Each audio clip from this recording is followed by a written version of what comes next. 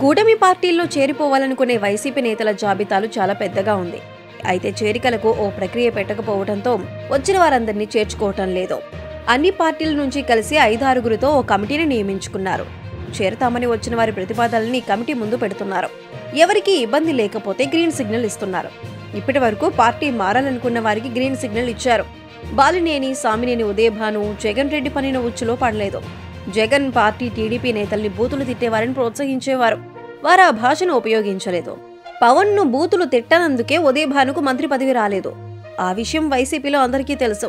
అందుకే ఛాన్స్ వచ్చినప్పుడు కూడా జగన్ ప్రోత్సహించలేదని ఆయన బాధపడ్డారు. ఇక లైన్లో ఉన్న జాబితాలో కేతిరెడ్డి, విడుదల రజనీ సహా చాలా మంది పేర్లున్నాయి. వారి చేరికలపై ఇంకా కూటమి కమిటీ నిర్ణయం తీసుకోలేదు. ఆస్తులు కాపాడుకోవటానికి, కేసుల నుంచి తప్పించుకునేందుకు వచ్చేవారిని చేర్చుకునేందుకు కూటమి పార్టీలు సిద్ధంగా లేవు.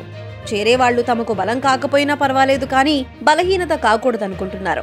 వైసీపీని బలహీనం చేసేందుకు వచ్చే అవకాశాల్ని వినియోగించుకుంటున్నారు. బాలినేని దూరం కావడంతో ప్రకాశం జిల్లాలో వైసీపీ తుడిచిపెట్టుకుపోతుంది. ఇలాంటి నేతల్ని ప్రోత్సహించవచ్చని భావిస్తున్నారు. వచ్చే కొద్ది రోజుల్లో చేరికలపై మరికొన్ని నిర్ణయాలు తీసుకునే అవకాశం ఉంది.